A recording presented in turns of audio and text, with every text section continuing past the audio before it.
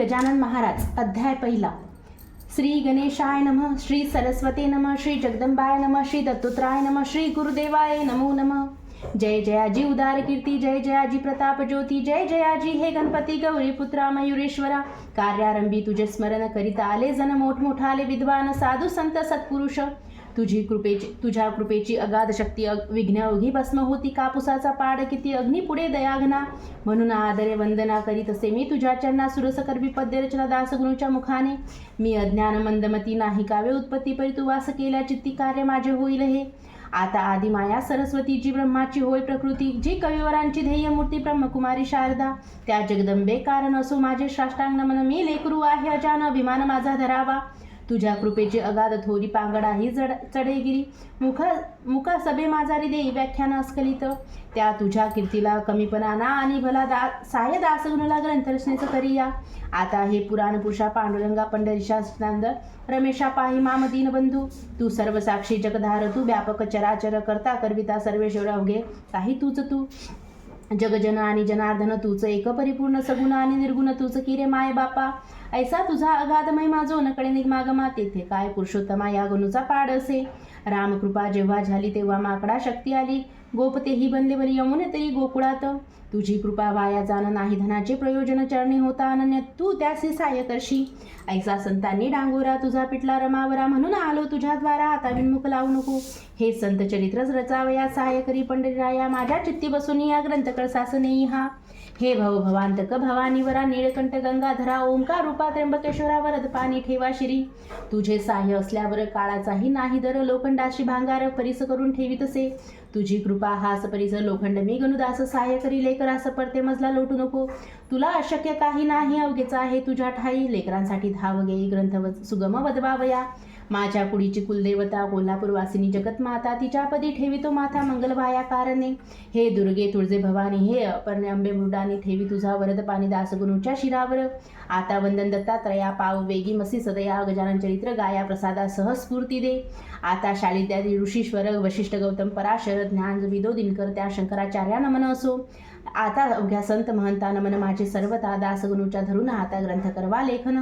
गहनी निवृत्ती ज्ञानेश्वर श्री तुकाराम देहूकर. हे भवाब्दीचे तारू थोर त्या श्री रामदासा नमन असो. हे शिर्डीकर साई समर्था वामन शास्त्री पुण्यवंता. दासगुरूशी अभय आता तुमच्या सुद्या संत हो. तुम्हा अवघ्यांच्या कृपेने मी हे करीन बोलणे. दासगुरू मी तुमचे ताने कठोर मजविषयी होऊ नका. जी का खरी माय असते तीच बोलावया शिकवते. तुमचे माझे असे नाते मायले का परी हो. लेखनी काढी अक्षीय परितो तिच्यात नाही जोर. ती निमित्ता कारण साचार लेखनरूपी कार्याला. दासगुणू लेखनी येतं तुम्ही धारण करा. ती अवघे संत ग्रंथ रसवा रसभरीत हीच आहे प्रार्थना. आता श्रोते सावधान, संत कथेचे करा श्रवण करून या एकाग्र मननीच कल्याण व्हावया. संत हेच भूमीवर चालते बोलते परमेश्वर. वैराग्याचे सागर दाते मोक्षपदाचे. संत हेच सन्नतीची मूर्ती होय प्रत्यक्षसाची. संत भव्य कल्याणाची पेट आहे विबुध हो. त्या संत चरित्रास श्रवण करा सावकाश. आजवरी ना कवनास संतांनी या दगा दिला. ईश्वरी तत्वाचे वाटाडे संत हेची रोकडे. अमोघ ज्ञानाचे ते गाडे भरले असती प्रत्यक्ष. संत चरणी ज्यांचा हेत त्यांचा ऋणी रुक्मिणीकांत. आता मलरहित करा चित्त गजान चरित्र ऐकावया. भरतखंडा माझारी संत झाले बहुता परिहीन. पर्वणी आली खरी अवांतर देशा कारणे. जंबूदीप हे धन्य धन्य आहे पहिल्यापासून. कोणत्या सुखाचीही वान येथेन पडली आजवरी. याचे हेच कारण या भूमीस संत चरण अनादिकालापासून लागत आले आहेत की. नारद ध्रुव कह्यादू कुमार उद्धव सुदामा सुभद्रावर. महाबली अंजनकुमार अजाचतृ धर्मराजा. श्री शंकराचार्य जगद्गुरु. जे पदंताचे कल्पतरू. जे अध्यात्मिकतेचे मेरू. याच देशी झाले हो. मध्यवल्लभ रामानुज यांचा ऋणी अधोक्षज. ज्यांनी धर्माची लागली राज. निज सामर्थ्य दावूनिया. नरसिंह मेहता तुलसीदास. कबीर कमाल सुरदास. गौरंग प्रभूच्या लीलेस वर्णन करावे कोठवरी. राजकन्या मीराबाई तिच्या भक्तीस पार नाही. जिच्यासाठी शेषशाही प्रशिता झाला विषाते. गोरखमचंद्र जालंधर. जे का योग योगेश्वर. ज्यांचा नवनाथ भक्तिसार ग्रंथ असे लिलेचा. ज्याने नुसतीच हरिभक्ती करून सातीला श्रीपती. ते नामा नरहरी सन्मती. जनी कान्हो संत सखू. चोखा सावता कुर्मदास. दामाची पंत पुण्यपुरुष. ज्यांच्या कारणे बेदरास गेला महार होऊन हरी. मुकुंदराज जनार्दन. बोधला निपट निरंजन. ज्यांची चरित्रे गायन केली मागे महिपतींनी. म्हणून त्याची नावे येथच मी न साकल्य आता देत. नुसते सांगतो वाचा ग्रंथ. भक्त विजय भक्तमाला. त्यानंतरचे जे झाले त्या संता मी गायले. ग्रंथ स्थितीनं केले ते पहा म्हणजे कळेल की. त्या संताच्या तोडीचा श्री गजानन संत गजानन साचा या अवतारी पुरुषाचा प्रभाव खचित लोकोत्तर. मी जे मागे गायली संत चरित्र असते भली ती सारांश रूपे सांगितली तळे ग्रंथातून विभुद हो. आता हे सांगोपांग चरित्र कथितो ऐका सांग मम सुदैवे आला योग हे चरित्र रचनाचा. जो प्रथमाच मी पाहिला कोट सानिध्य संत भला तोच मागे राहिला त्याचे ऐका कारण. माळा आधी होती मग मेरुमनी जोडतीचा आज झाली स्थिती चरित्र रचण्याची. शेगावी नामे वऱ्हाडात ग्राम आहे प्रख्यात खामगाव नामे तालुक्यात व्यापार झाले जेथ मोठा. ग्राम लहान साचार परिवैभव त्याचे महाथोर ज्याचे नाव अजरामर झाले साधू मिळे जगंते येती.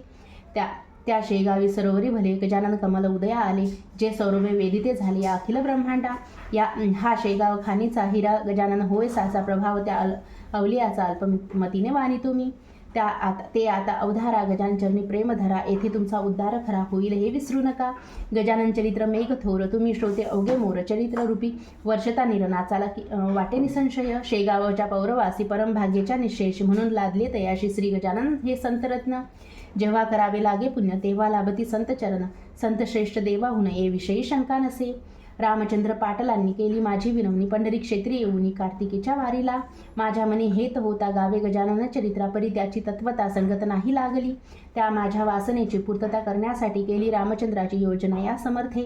खऱ्या संताचे धोरण न कळे कोणा लागून महापुरुष गजाननस आधुनिक संत चुडामणी.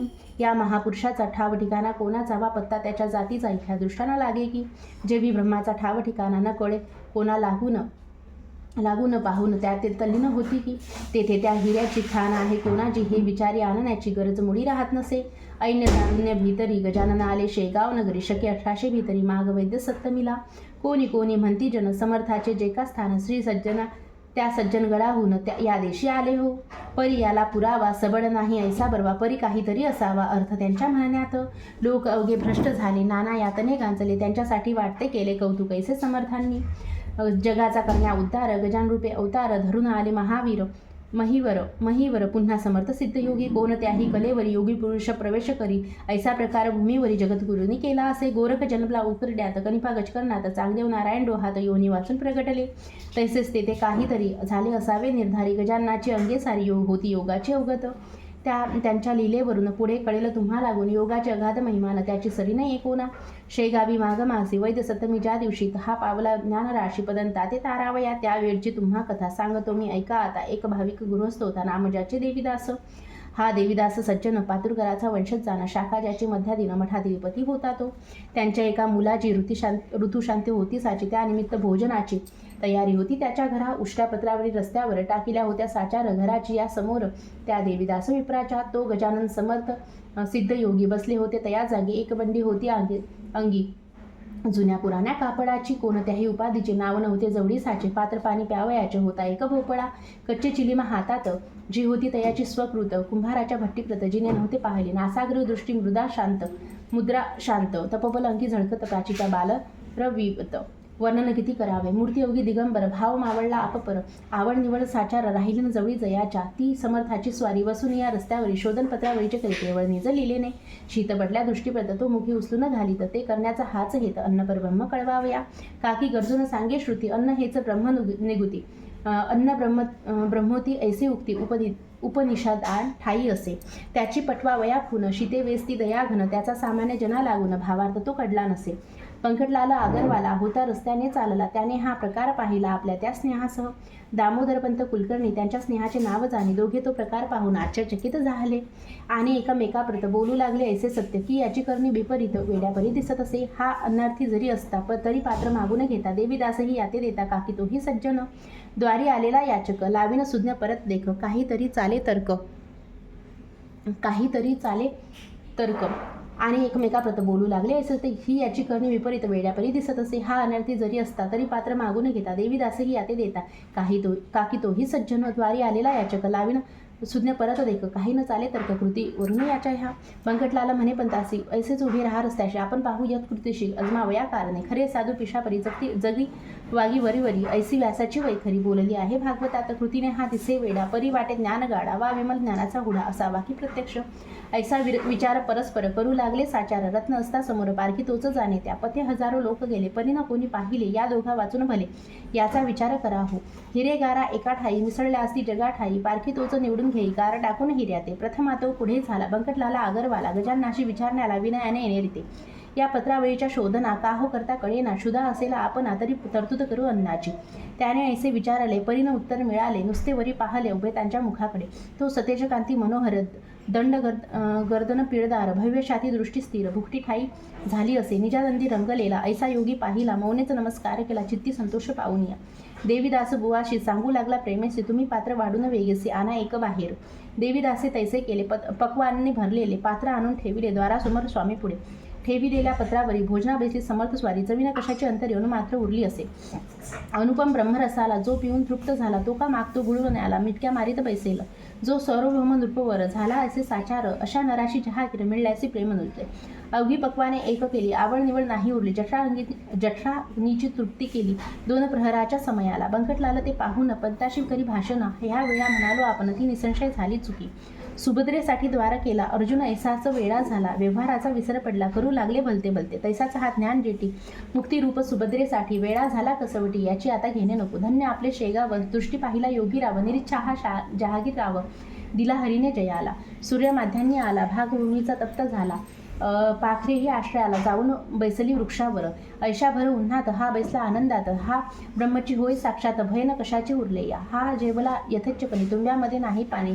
तै पंता या लागुनी आपण देऊ आणून. पुसू लागले दामोदर तुंब्यामध्ये नाही नीर. मर्जी असल्या हा चाकर पाणी द्याया तयार असे.